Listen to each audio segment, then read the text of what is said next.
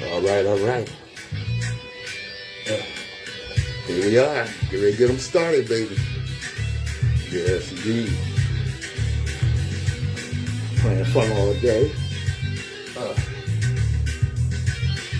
Next up is the theme song. Okay.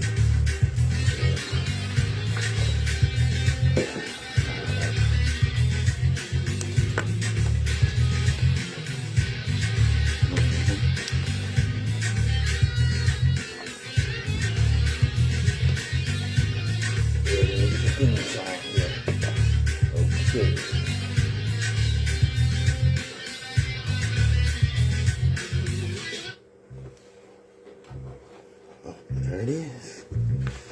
Open it already.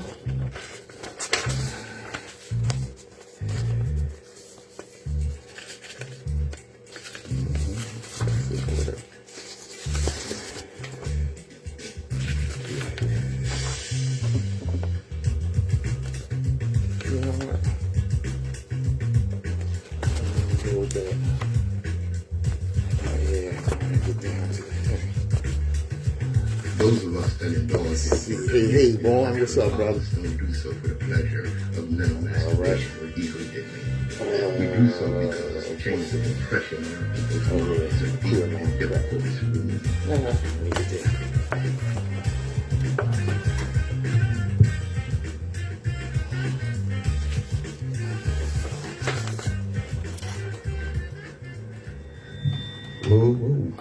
Good morning, my children of the sun. Welcome to the Open Eye. I'm Patrice Gibbs, your third eye optometrist. Yes, indeed. Get ready to get them started.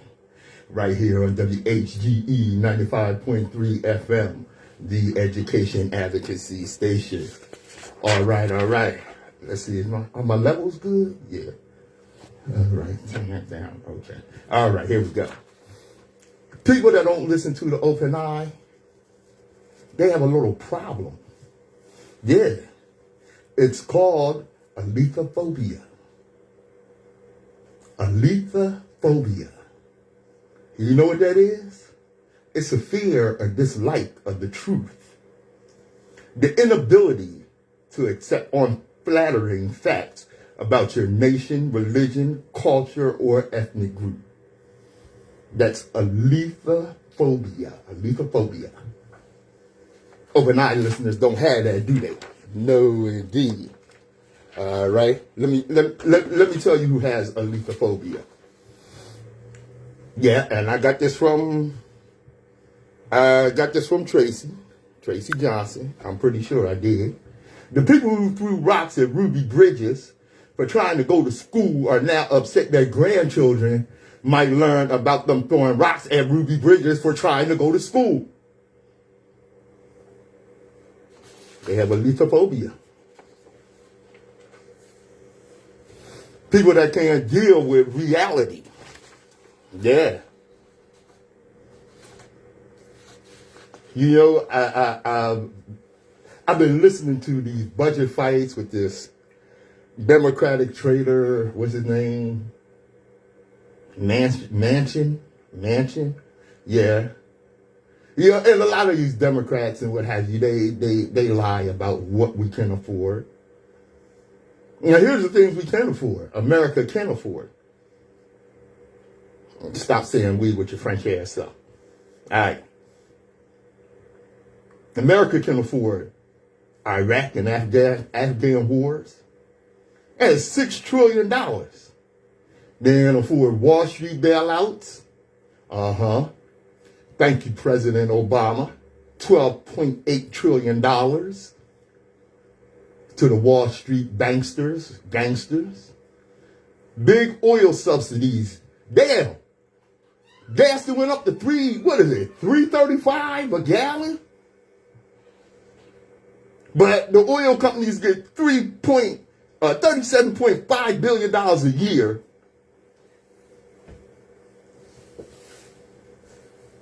Big oil subsidies.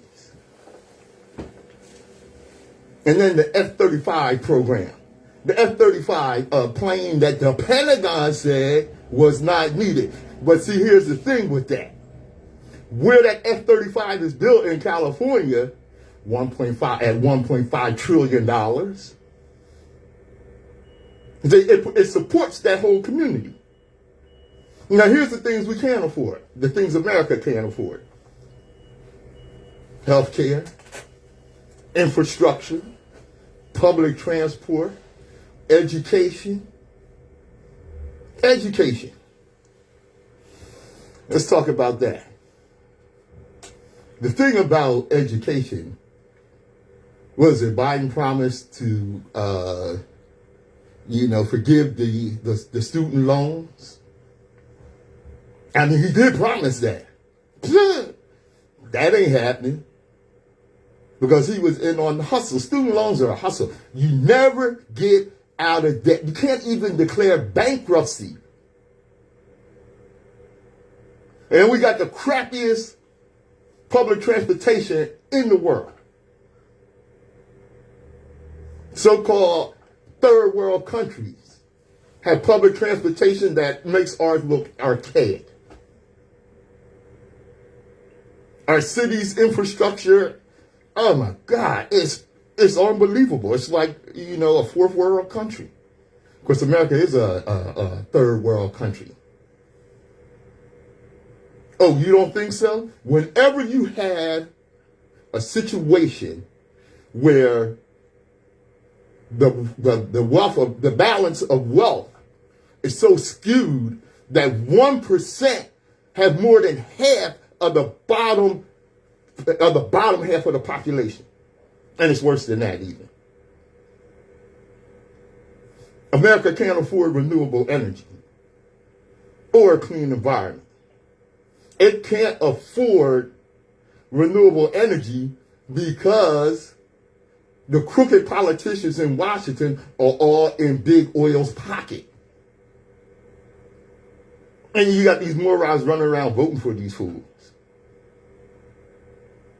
A clean environment, that is so deep. It is unbelievable. I saw a video by a white dude that asked, what's wrong with the Caucasian? You know that the European is the only society in the world, in history, that could not live in concert with nature. Okay, you go to places like, you look at ancient Egypt, ancient Benin. When their societies were built, they were built in concert with nature, not in competition with nature. America cannot afford to feed the poor. That's what they claim. They can't afford to feed the poor. I was looking at this Asian young lady, Chinese young lady. And to her, the number of people on the street homeless was like culture shock. Because it doesn't go on in her country. And you go to California, go to Orange County, LA. You will see tent communities of people living on the street, homeless. Thousands of people. Now, I understand that some of these people are mentally ill. How'd they get out there in the first place? I'm going to tell you how. So this is why you need to learn and study and understand the history. It's levels to this thing. You got to understand that. Pay attention to detail. In the 1980s, when Ronald Reagan was president, he shut down a lot of the mental health facilities and just had them release the people onto the street with no treatment. That's nuts. You talk about a lack of compassion. But see, this is the same food that you believed in, that you thought wealth was going to trickle down. Ain't nothing trickle down but piss. Ain't no wealth trickle down. You're a damn fool. Jeez Louise. America cannot afford public elections. That's why in the South, these Republicans in the South, the West, and really throughout the country, anywhere where they're in control, they enact laws to block people from voting, specifically black people. Damn, y'all. If we don't wake up and do something about this, who is? Yeah.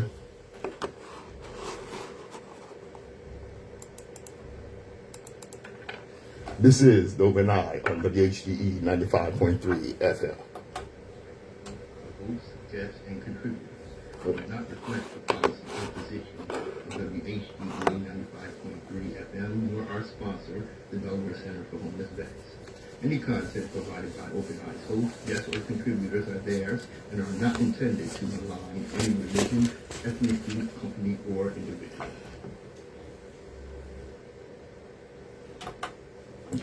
WHGE 95.3 FM.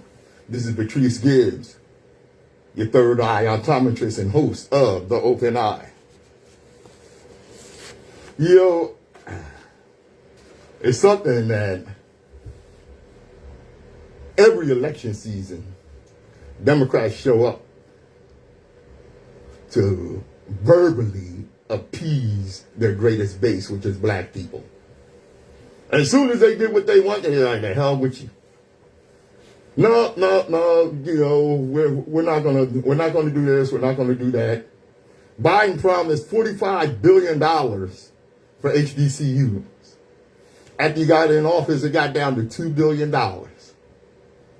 You know what? If you owe me $45 and you came with $2, I'll beat your ass. I sure the hell would. You gonna give me my money. Asian Americans got $49.5 million in grants. A $5 billion anti-Asian hate law after 1 year of increased hate crimes. 1 year. Black Americans got zero in grants. Failure of Congress to pass an anti-lynching bill or police reform after 400 years of murder, brutalization, and dehumanization. See, the thing is, you treat people how to teach. You teach people how to treat you. Let me get that straight. You teach, look, 310 years. The African in America worked in this country without a dime in return. I mean, without a dime in return. You let the white man walk around here talking about how rich this country is, but you never stop to think how it got that rich. It got that rich because you made it rich. Not only did we give our free labor, we gave our blood. Every time we had a call to arms, we were the first ones in uniform. We died on every battlefield the white man had. We had made a greater sacrifice than anybody who's standing up in America today. We have made a greater contribution and have collected less. Civil rights for those of us whose philosophy is black nationalism means give it to us now.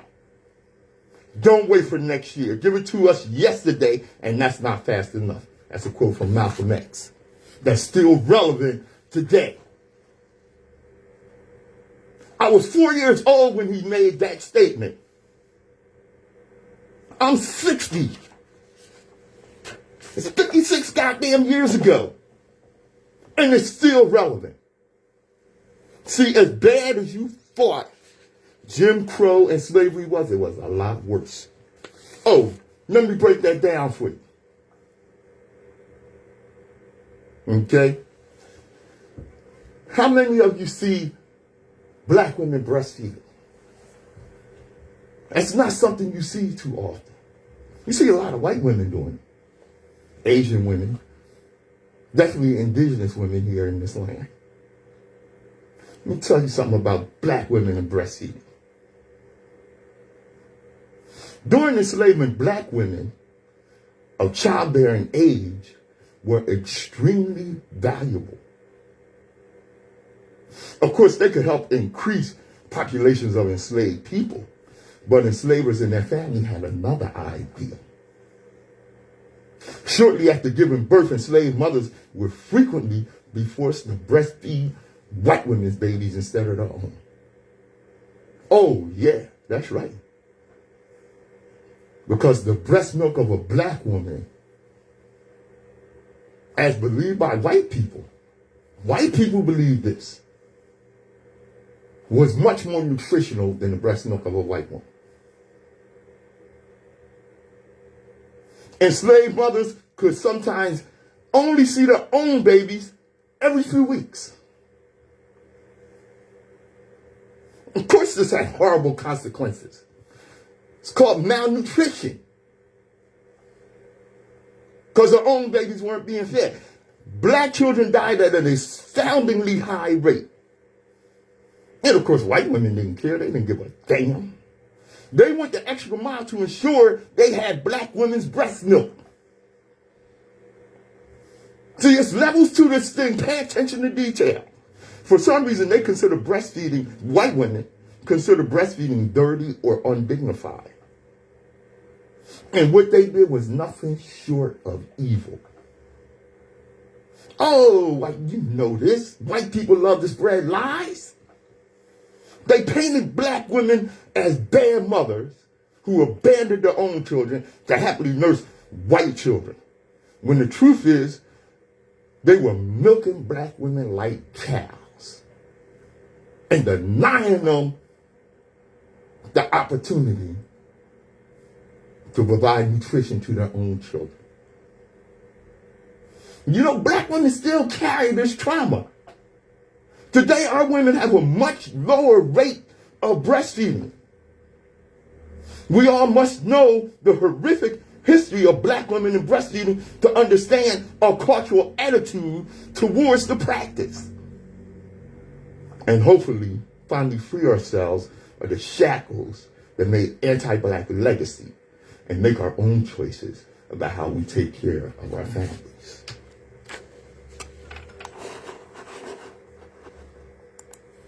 See,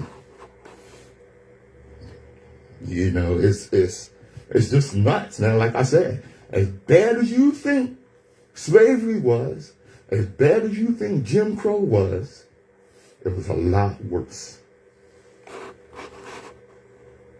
A lot worse. I'm Patrice Gibbs. This is The Open Eye on WHGE 95.3 FM. Stay tuned. Morning, brother. What's going on, brother? How you doing, man? All right. All right. Yo, I had a question for you. Yeah.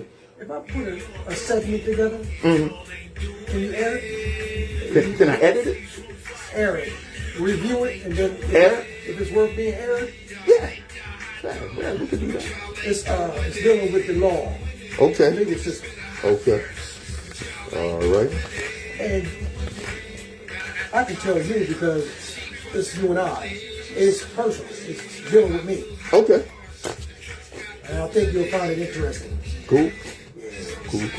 It needs to be exposed. All right. Big ups your dad. Good morning, Tracy. All right.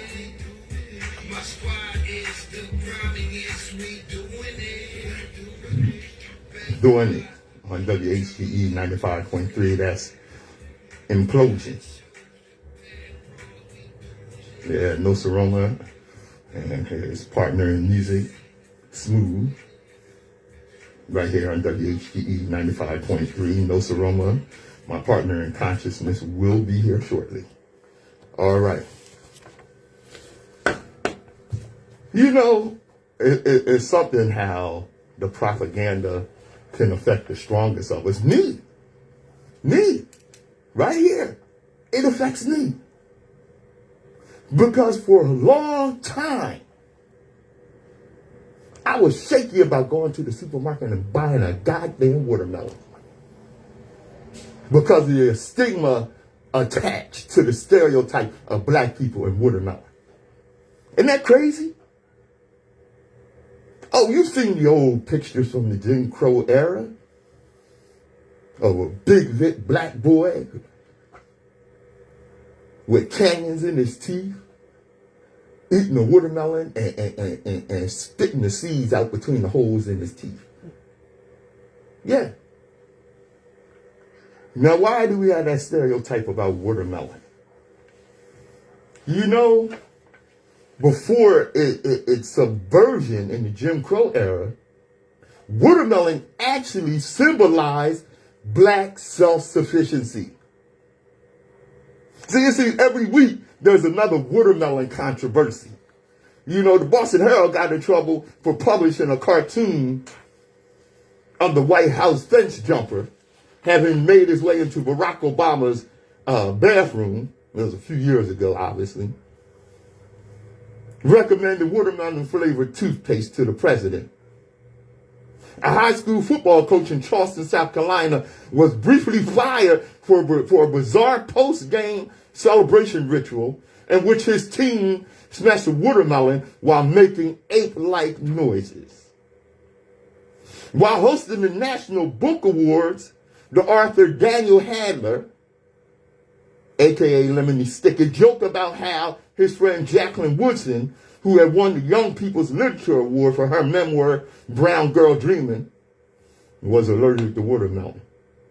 And most recently, activists protesting the killing of Michael Brown were greeted with an ugly display while marching through Rosebud, Missouri, on their way from Ferguson to Jefferson City, malt liquor, fried chicken, a Confederate flag, and of course, a watermelon.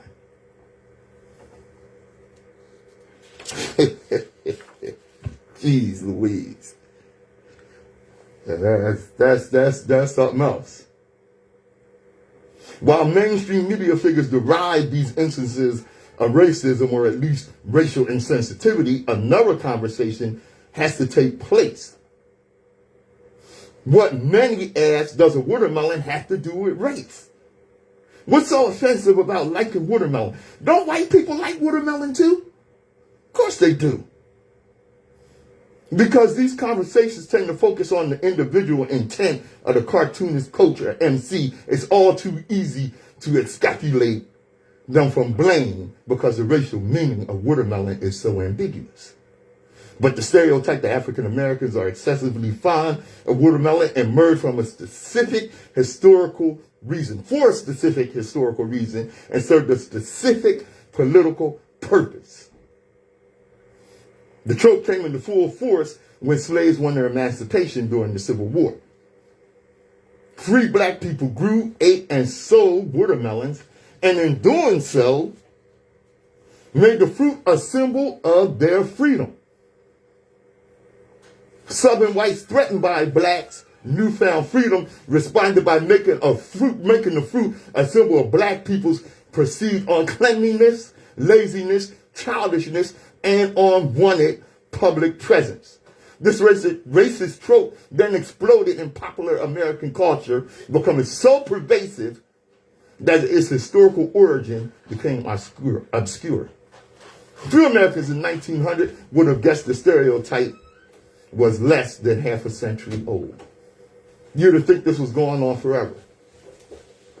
See, the thing is, the watermelon, like I said, provided economic self-sufficiency for black people, and whites had to figure out a way to stop it. So what they did was they equated the watermelon and the eating of the watermelon by black people as something indignant. And unfortunately, many of our people fed into that. And to this day, many of our people are ashamed to be publicly seen eating watermelon. Ain't that a flip? Don't fall into that trap. Because it's out of season right now. But get you some watermelon, baby. Because I know I damn sure am. I'm not going to let them put these stereotypes on my people to the extent that it affects what I eat. The hell with that. WHGE 95.3 FM, Dove and I. What's up, my brother? Hey, Tracy, I see you, sister. Grand Rising, sister. Yeah.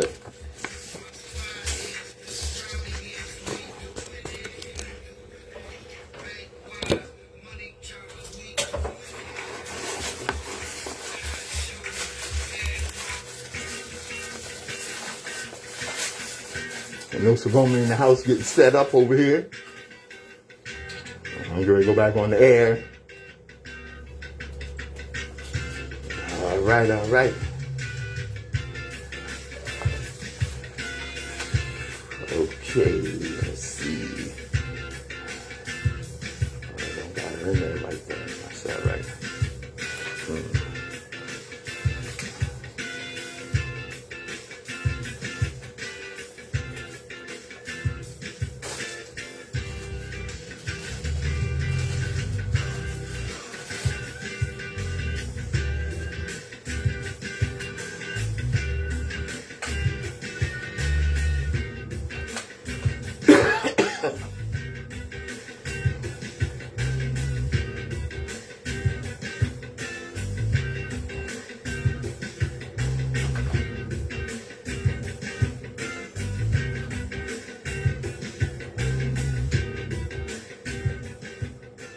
The Open Eye on WHGE 95.3 FM. Have you ever heard of Asa G. Hilliard? The Asa G. Hilliard is a major historian. Okay? And his brother was like, he was on a par with some of our greatest historians. Like Dr. John Henry Clark and Dr. Ben Yochanan. The Asa Restoration Project is a leading excavation and restoration of the 27-year-old tomb of a Kushite nobleman. It was named in honor of the great Dr. Hilliard. The project was established in 2008 to honor the work of Dr. Asa G. Hilliard and fund the excavations and restoration of Dr. Elena Pishikova and the South Asasif Conservation Project, which she directs. Now, Dr. Elena Pishkova, during an archaeological dig in Egypt, okay, found this 27-year-old tomb of a Kushite nobleman, and she asked for funding to continue her dig. Well, Western academia had no interest whatsoever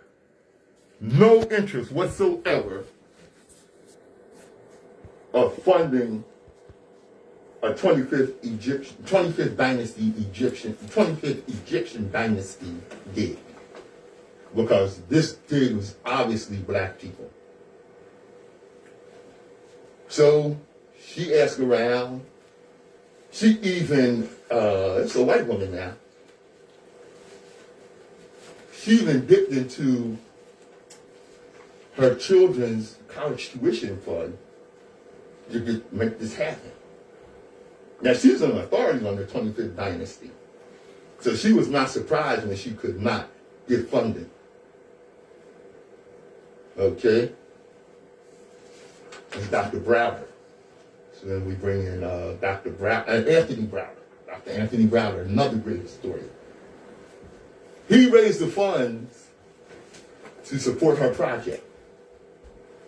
This is very significant, because this is the first time that an archaeological dig was funded by Black Americans in Egypt. First time. Much respect to Dr. Browder.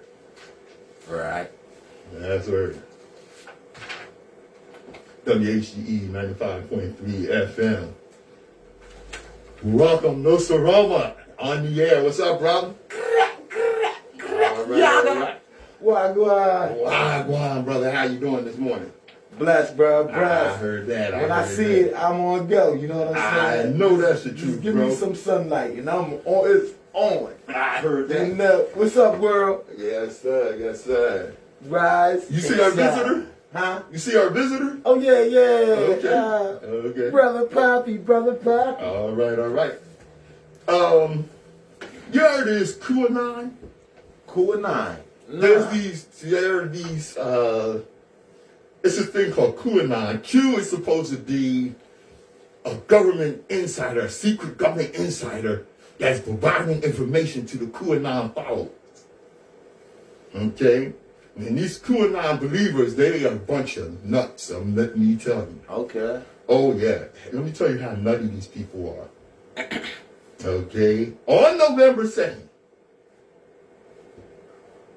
the Dallas QAnon believers have become convinced that the Kennedys would unveil themselves on November 2nd. Okay?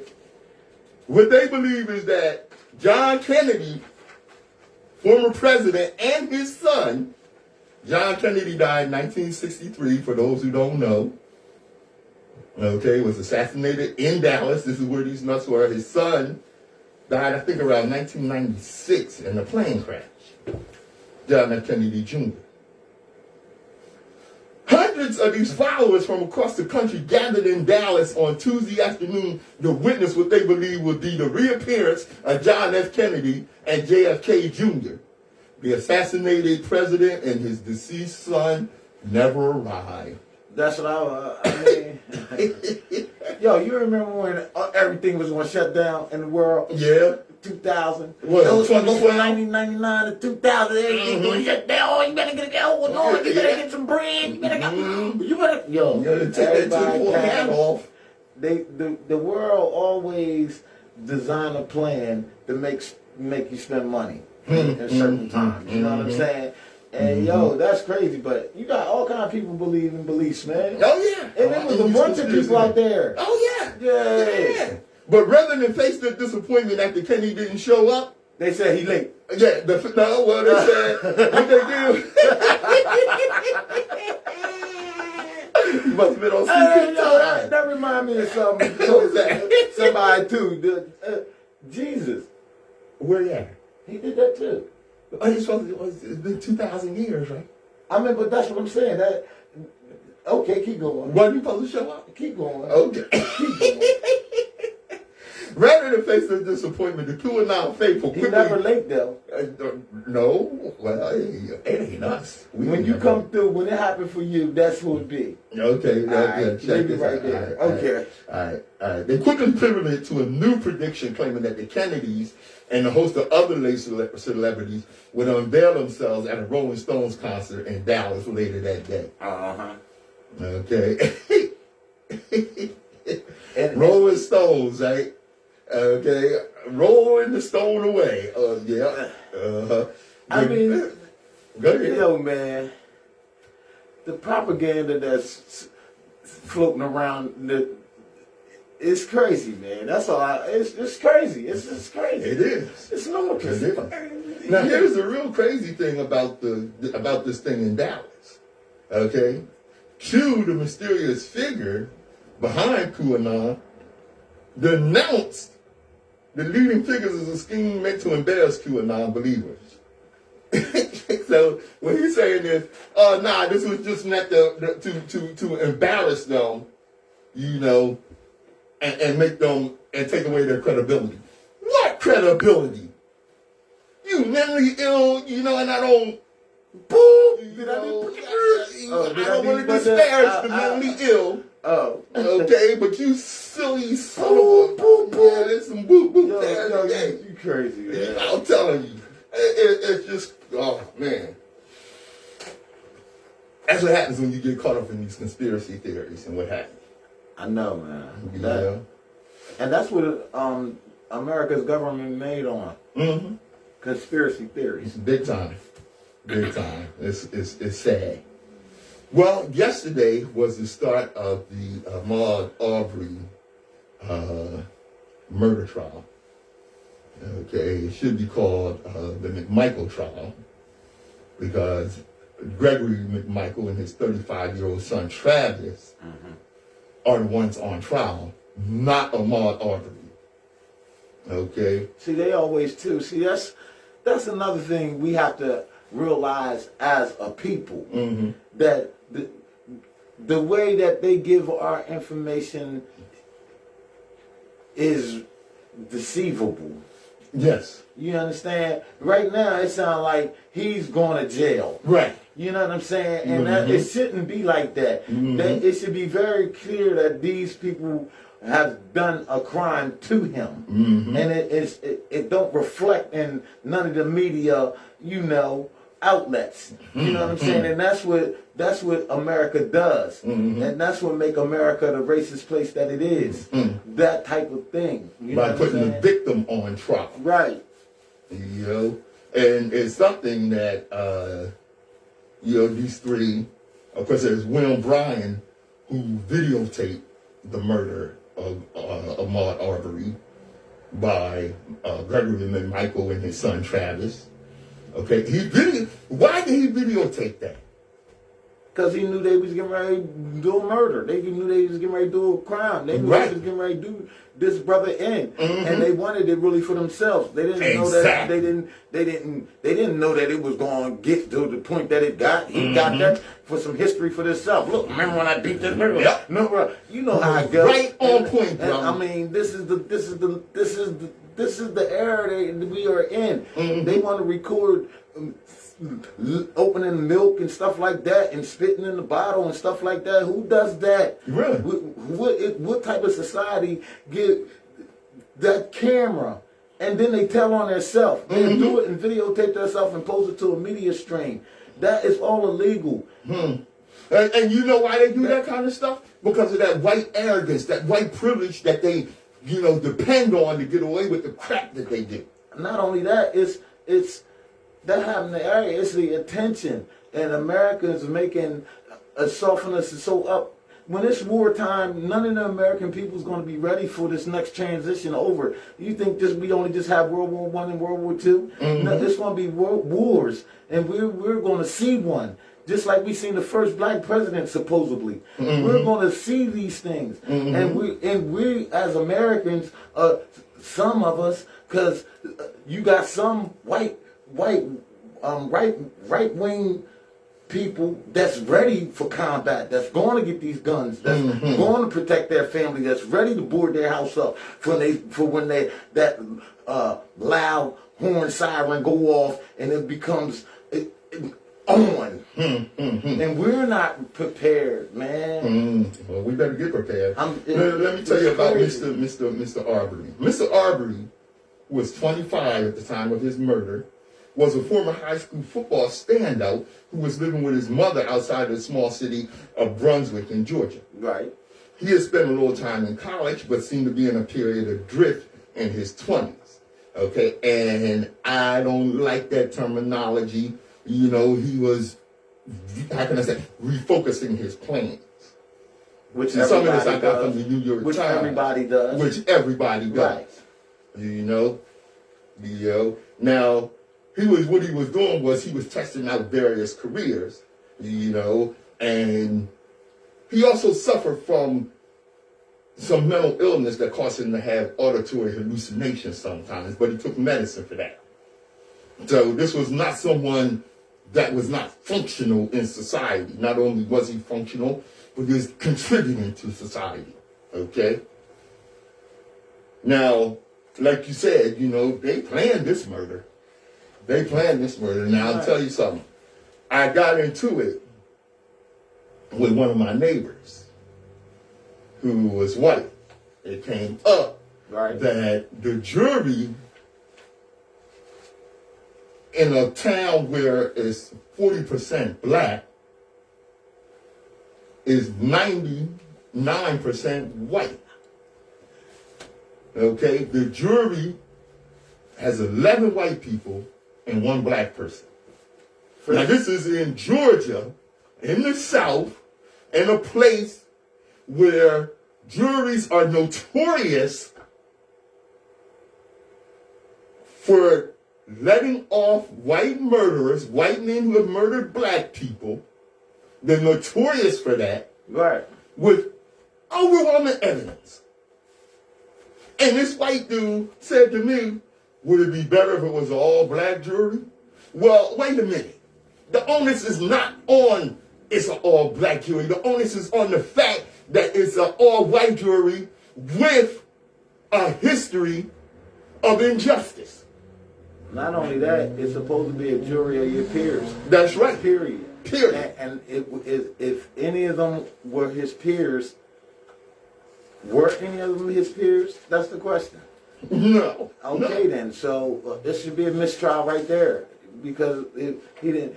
I mean, you gotta break it down to the smallest compound when you're dealing with these legal situations. You know what I'm saying? Mm-hmm. And the way that I said it, it may not be the way that you get it done the way I said it, but it's the way that you say it that make them recognize that that was done. That's you right. understand? So it's all in the intellect and our vocabulary, which a lot of us don't have, and we hire these lawyers and stuff like that, and they talk for them because most of the time they be being paid for to stay running, they stay in business, to keep their lights on. You know what I'm saying? So they going to benefit the situation with best benefits them, even though they're representing you. You know what I'm saying? Yeah. So you have to learn a lot of these things yourself, so you can hold that lawyer accountable for not saying what he needed to say the way you wanted him to say it. Right. You know what I'm saying? Absolutely. So But you can believe that these Right. defense attorneys defending McMichael and his son, right. all right, are saying things the way is that they're look. What, Let me what, tell you. what? See, what they're saying is because these fools pulled up on this man with shotguns and he tried to fight back to protect himself. All right, they're saying. Let's break it down. You had these was two people, right? And they was basically white racists, right? White racists. Okay. You have two terrorists coming at you. Okay, keep going. Okay. So with the way the defense attorney is spinning this is that Mr. Arbery was the aggressor. Wow. Okay, and as being victims of the aggressor, these two white men had no choice but to kill him. Wow, you see two terrorists running at you from a block away, and they running all the way up to you with a shotgun, and then you turn around. Well, you don't turn around because you're looking at them. You're thinking they're going to run by you, but they're running to you. Now, your life is really in danger. So what do you do? So what do you do? Okay. Well, according to some observers, Right. this argument, paired with the old citizens arrest law, could help in the acquittal of these murderers. And it's an asinine defense, considering that you have a videotape of them chasing him down, attacking him, and murdering him. But remember Simi Valley.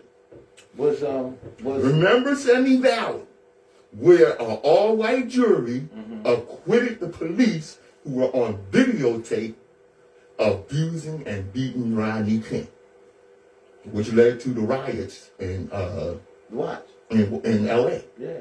In L.A. Now these three murderers. Now imagine if them riots that they did was in all the rich neighborhoods and the rich sections of the America when they snapped like that. Really? You know, they didn't touch nothing in the city, nothing in the privatized area. Just went and tore down all of their stuff. It'd be a different. Oh, you know what? perspective. Let me tell you something. When whites riot, first of all, when whites riot, they riot over things like football games. Okay? And they won the football game and tear the damn city up. And what is said about them? The mainstream press says, oh, they were overzealous fans. Yeah. Okay? Black people protest, not riot, hold a peaceful protest, protesting the murder of our people in the street by these terrorists and race soldiers are called thugs and looters and this, that, and the other. Okay? You know, it's something that, like you said, this man see terrorists coming at him. Of course. So he ran away from the threat before being cornered and shot to death while desperately trying to disarm his assailants. How can he be called the aggressor? My thing is, Did he have to have permission to be standing where he was when they ran up on him? Hell This no. was a public street. Right. Okay, so that's like you going to the supermarket and come out the supermarket and they running up to you and do you in front of the supermarket. So it doesn't matter where he was at. They didn't have the right to even approach him. That's right. So they should be automatically hung. Period. It's nothing else to be said about that. That's They right. ran up on a man that was supposed to be wherever he felt like being and wasn't doing anything at the time they approached him. Right. They're not police. They're not any type of law enforcement individual, you know what I'm saying, that has the proper credentials to really even ask a person what they doing, because some law officials you don't have to answer to some certain questions. If you give you your ID, insurance of your car, and all your information that you have for him, you don't have to say anything because That's right. he should be able to read that.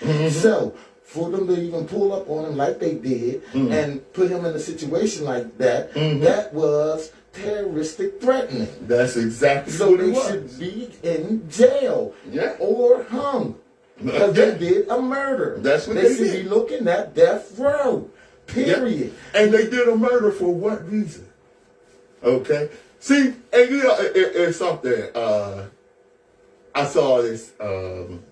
It's hard to beat facts, man. It is. I mean, It is. it's hard to You beat know, facts. The it fact is. is, they shouldn't even ran up on him, even approached him about To begin. anything to even begin to even want to kill him. Or, Now, I seen this white dude said online, do you have to make everything about race?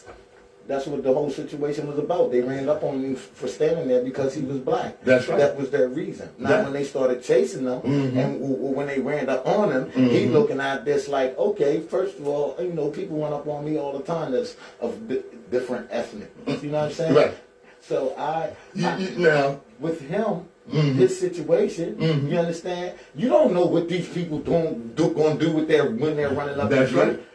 See, Like and you it's said remember one this. time. Right? You said one time, remember you was in the elevator? Yep.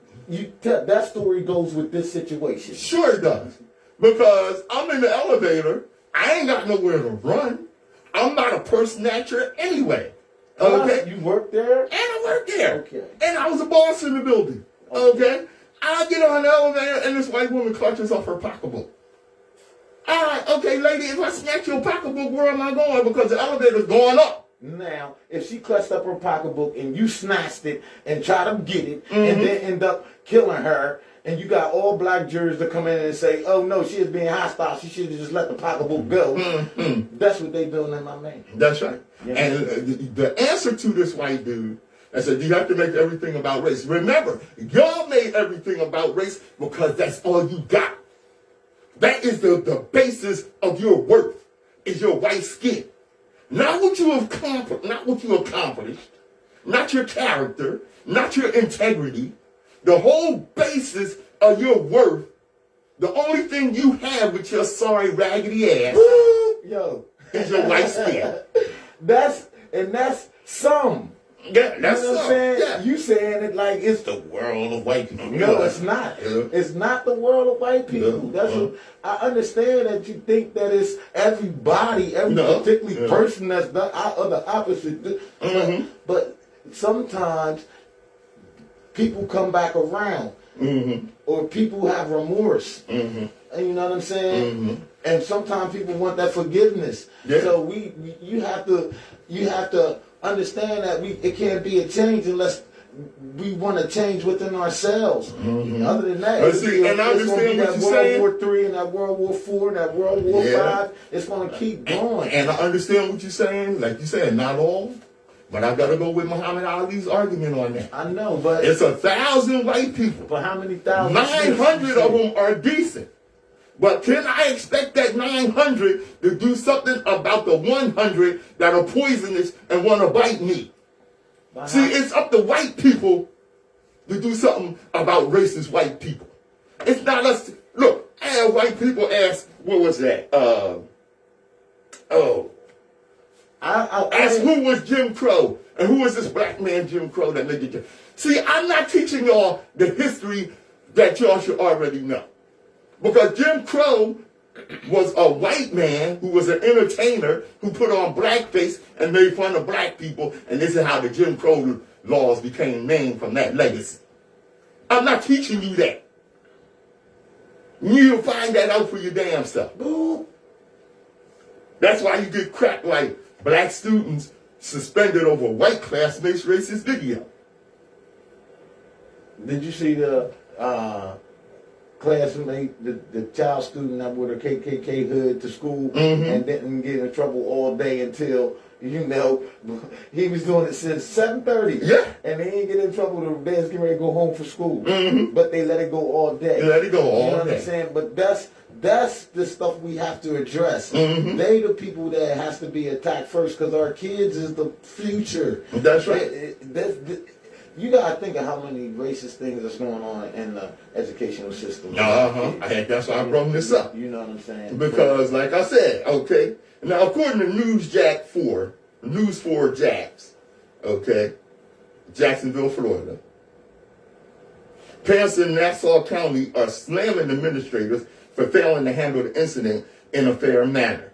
The outlet reports the controversy began after 2 white students at Yulee High School were filmed laughing, using racial slurs, while one of them wearing a white hood, like you were saying. The video was reportedly sent to a number of black students who later confronted the white students on campus. School officials say a physical altercation ensued. Of course it did, because they stood up there and called them a bunch of N-words, and these are emotional young people, and one of them got punched in the mouth by one of these little racists. Not only that, it was a terrorist. That's a terrorist statement. That's a terrorist statement with a white Ku Klux Klan hood on. Terrorist statement. Anytime you come in a situation with a terrorist statement, you're going to get a response. If a terrorist go on a plane, and you know they're going to come get them. So that's right. I mean, no matter and that's crazy. And it all starts from the beginning. When he came through the door at 8 o'clock in the morning, 7:30, whenever they get there, the principal should have had a problem with that. Big time. The principal that run the school, if he had a hair, long dreads, and it was hanging, he would have said something about that. And it's only hair. That. And that's what I'm saying. That's how petty it'd be for them to mess with people of color compared to a white person. Yeah. You know, now, like I said, you know, this is in school. That's terrible, man. This is in school. That's terrible. These children are there to get their education. Right. All right. Remember what I said earlier about the school integration thing. Right. The people who threw rocks at Ruby Bridges for trying to go to school are now upset their grandchildren might learn about them throwing rocks at Ruby Bridges for trying to go to school. The same damn thing is going on when you got white kids coming to school wearing Ku Klux Klan hoods, KKK hoods, right, and calling the N-word. That's crazy, man. Yeah. And I want you, and I bring that up because I want you to, I want to remind you that we need to educate our own. Yeah, through a lot of ways. Not only just through the knowledge of what's going to happen to them in the world, but the financial status and the financial system that the world runs on. We don't teach our kids how to save money and how valuable money is because they all got us trained to, when you watch TV, you want that McDonald's burger when you see it. You want them new pair of sneakers when you see it. And you don't even have the money yet. And you'll work all week to get that money and then go get that money to them for them sneakers. Right. Only lasts for nothing that has no value. Which is why I say we must educate our own. Yeah. Okay? Yes, I understand that y'all got caught up in this mindset that school integration was going to be beneficial to our children. Well, you didn't listen to the people, the man that you purported to be the integrationist, which he was not. This is what he said. I'll tell you when I finish his quote. I favor integration on buses in all areas of public accommodation and travel. Right. I am for equality. However, I think integration on our public schools is different. In that setting, you are dealing with one of the most important assets of an individual, the mind. Right. White people view black people as inferior. A large percentage of them have a very low opinion of our race. People with such a low view of the black race cannot be given free rein and put in charge of the intellectual care and development of our boys and girls. That's Dr. King. And he's absolutely right. Doggone right. You know, you get the, see, you got to understand who is teaching our children. Okay? 55% of white women voted for Donald Trump. Public school is the domain of racist white women. Yes, you have many white women in these schools that are doing the right thing and teaching. But they seem to be outnumbered by these racist white women. I myself dealt with that when I was in school. I had an English lit teacher who did everything she could to fail me. Wow. What she didn't know was my mother is Jane Gibbs. And Jane Gibbs educated me at home. So everything this lady came up with, I was ready. Pop, pop, pop. I was popping upside the head with my answers. Only black male in class. So we're going to read Othello in class. Some of you heard this story before. And Othello is a Moor. So the only person to read the lead part of Othello is the only black male in class. She was just absolutely sure that when it came my time to read that I was going to stumble and fumble. Right. While those white kids would say hither, down, hither, and yon. And then when it came my turn to read, I said, my blade did sing with ecstasy as it tasted the nectar of its severed arteries. I slew the circumcised dog thusly, and the teacher looked at me and said, damn. But all of our children are fortunate enough to have had Jane Gibbs. And mine was the total opposite. I had a white lady teacher that helped me all she can, and still does to this day. And I'm been out of high school for like years. Big ups to Miss Hughes, you know what I'm saying? She give me direction and stuff like that in areas where, you know, only a white woman could know sometimes. You know what I'm saying? So that's what I mean. I mean, even though you are at war, we have to have friends on the enemy side for one side to become the to win, or however it equals out to be. It has to be, you know, a communication there to even for it to come to a total stop. You know what I'm saying? Yeah, like I said, you know, it's really up to so-called woke whites to educate the rest of the white community. It's not up to us anymore. Right. It really never has been. Nah, because we supposed to be doing our own things where we don't need them in any situation. We can't make our own Wakanda in your own neighborhoods. You know what I'm saying? Wakanda don't. They Wakanda. Make Wakanda real in your own neighborhood. That's what. You know what I'm saying? And remember what Dr. Clark said. Be that Black Panther in your own neighborhood. Right. You know, taking care of your own people. Start there, and then it'll spread. But you know, a lot of us don't have the same mentality. No, we don't. And remember what Dr. Clark said. What he said. Dr. Clark said, we have no friends. You want a friend, look in the mirror. Right. And he ain't even your friend sometimes. Shoot. You know, Dr. Clark. He makes wrong decisions sometimes. Well, sometimes you can't even trust him. Right? Oh, sometimes. That's real. Yeah, I've looked up in the mirror and said, damn, what you do this time? Yes, sir.